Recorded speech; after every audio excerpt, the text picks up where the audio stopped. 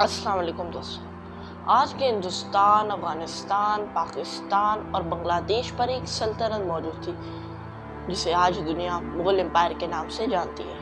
یہ مغل کون تھے؟ ان کا آغاز کیسے ہوا اور پھر کیسے دردناک اختتام؟ 321 سال میں کتنے شہنشاہ آئے اور گئے؟ ان کی زندگی میں مغل امپائر نے کیسے ترقی کی، کیسے تبدیل ہوئی اور پھر کیسے دردناک طریقے سے ختم ہوئی؟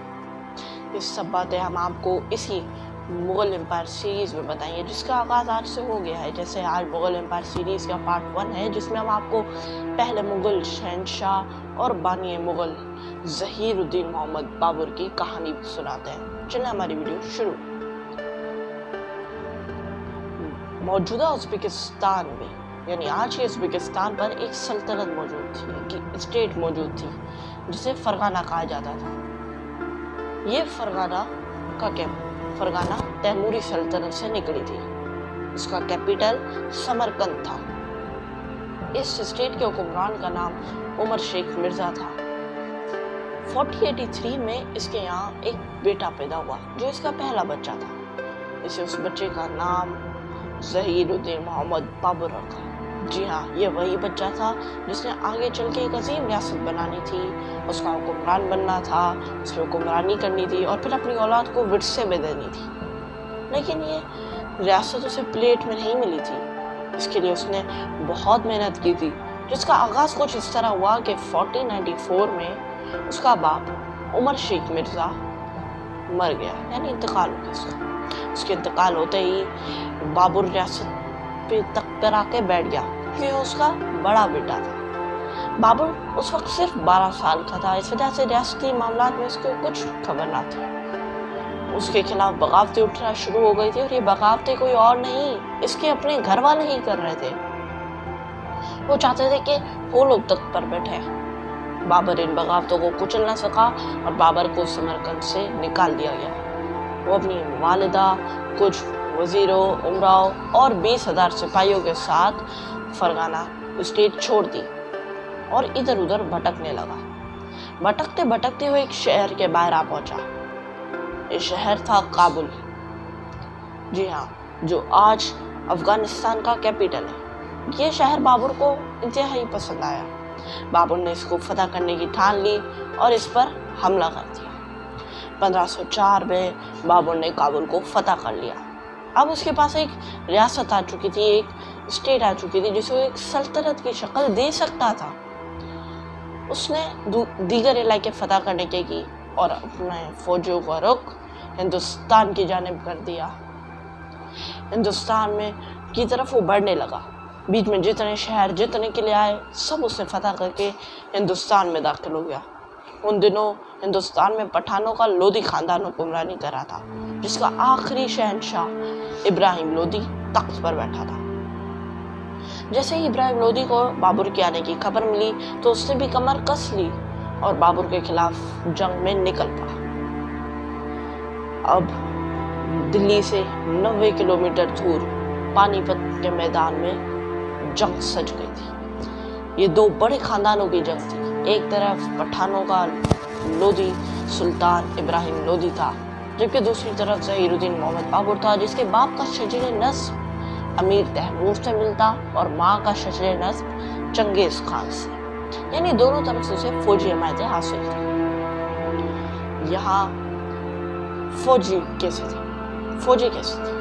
ابراہیم لودھی کی فوج میں دیکھا جائے تو ابراہیم لودھی کے پاس 1000 ہاتھی اور 50,000 سپاہی موجود تھے۔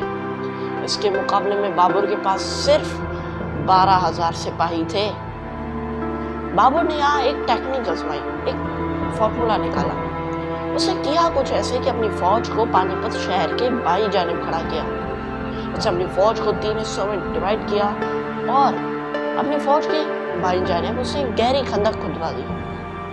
اس نے اپنی فوج کے آگے لکڑی کے جکڑے کھڑا کر دیے۔ اس کے پیچھے اس نے تیر انداز اور بندوق بھی تعینات کی۔ اس کے پیچھے اس نے اپنا ایک نیا ہتھیار کھڑا کیا۔ یہ نیا ہتھیار کیا تھا؟ یہ نیا ہتھیار توپ تھی۔ جی ہاں، یہ توپیں نہیں آئی تھی۔ ہندوستان میں پہلے کبھی بھی توپیں نہیں لائی گئی تھی۔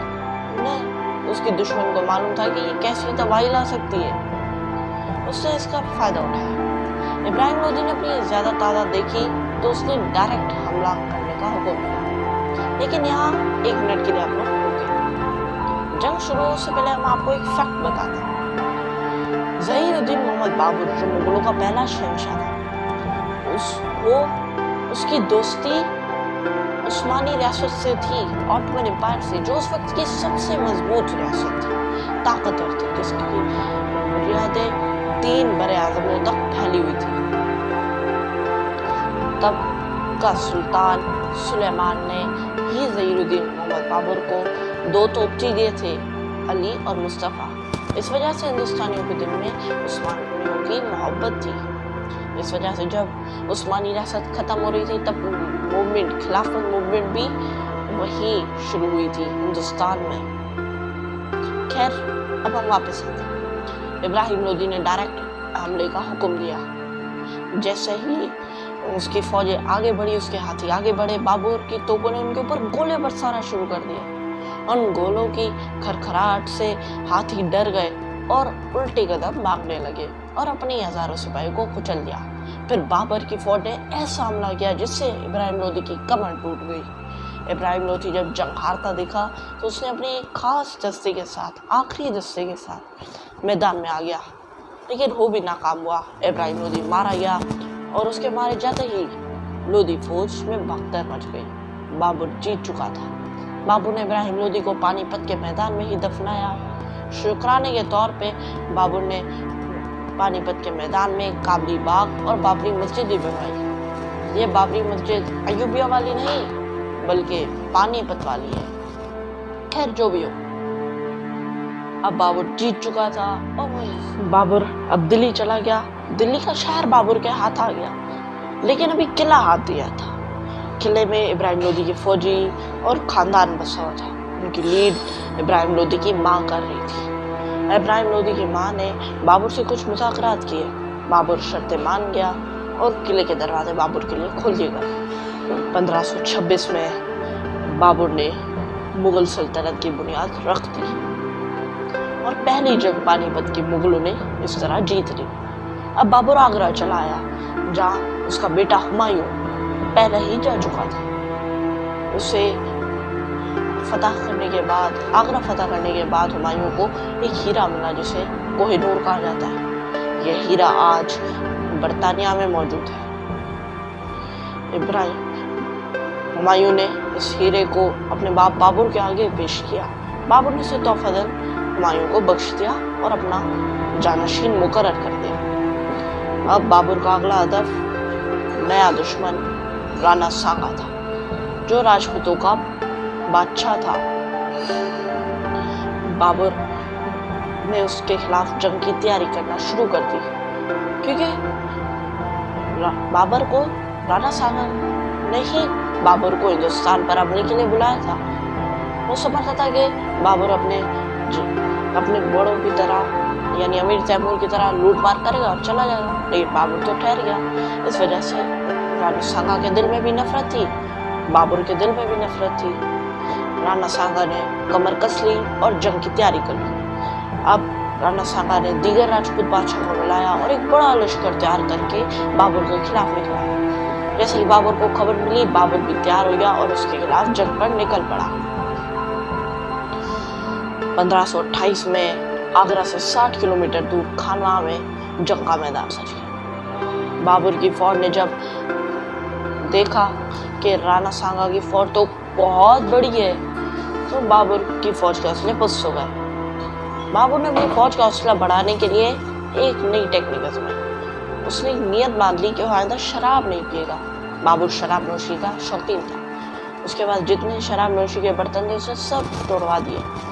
اس کے پاس شراب سے لدے اونٹ قطار میں کھڑے تھے۔ اس نے سب میں نمک ملوا کے اس کا سرکہ بنوا لیا اور ایک جذبے والی ایک ایسی تقریر کی جس سے اس کی فوج کا مورال بڑھ گیا۔ ان سب کاموں سے بابر نے اپنا فوج کا مورال تو بحرحال کیا تھا، لیکن اب جنگ کے میدان میں ایکشن بھی دکھانا تھا۔ پھر کیا تھا؟ بابر نے پانی پت والی ٹیکنیک آزمائی۔ اپنی فوج کو 3 حصوں میں برابر بانٹ دیا۔ उसने अपनी फौज के दाएं और बाएं जानिब गहरी खंदकें खुदवाई, आगे लकड़ी का झकड़ा, उसके पीछे बंदूकची और तीर अंदाज, उसके पीछे तोपें खड़ा कर दी। जैसे राणा सांगा की फौज आगे बढ़ी, बाबर की फौज ने एक ऐसा हमला किया जिससे राणा सांगा की फौज को संभलने का मौका ही नहीं पड़ा और राणा सांगा जंग हार गया। मुगल अपनी दूसरी जंग भी जीत चुके थे और राणा सांगा वहां से जिंदा बच के भाग गया। बाबर चाहता तो उसका पीछा करता, लेकिन उस इलाके में खाने पीने की तंगी थी। इस वजह से बाबर ने उसका पीछा करने के बजाय वापस आगरा चला आया। राणा सांगा इस शिकस्त से इतना यानी उसका दिल टूट गया सफा, और वो अपनी जंग हारने के 1 साल बाद मर गया। अब बाबर अपनी सल्तनत में हंसी खुशी जिंदगी गुजार रहा था, लेकिन ये खुशी भी सिर्फ 2 साल थी। 1530 में पहला मुगल शहंशाह ज़हीरुद्दीन मोहम्मद बाबर इंतकाल कर गया। उसकी मौत से भी काफ़ी वाक़यात जुड़े। कहा जाता है हुआ कुछ ऐसा था कि वली हुमायूं शदीद बीमार हो गया। बाबर इतना परेशान रहने लगा। बाबर उसके बिस्तर के इर्द गिर्द चक्कर काटता और अपने रब से ये भी दुआ मांगता कि या रब मेरी जिंदगी भी मेरे बेटे को ले जाए। और देखिए हुआ भी ऐसे ही। हुमायूं ठीक हो गया और बाबर बीमार हो गया। बाबर उसी बीमारी की हालत में चल बसा। आज उसका मकबरा काबुल में मौजूद है। उसने वसीयत की थी कि मुझे काबुल में दफनाओ, तो उसका मकबरा भी आज काबुल में ही मौजूद है। लेकिन आपको हमारी कहानी पसंद आई होगी। अगर आपको हमारी ये वीडियो अच्छी लगी हो तो इस वीडियो को लाइक कीजिएगा और चैनल को सब्सक्राइब भी ज़रूर से कर दीजिएगा, ताकि आइंदा आने वाली नई और मज़ेदार वीडियोस का नोटिफिकेशन आपको मिलता रहे। हम मिलते हैं अपनी नेक्स्ट वीडियो में, तब तक के लिए अल्लाह हाफ़िज़।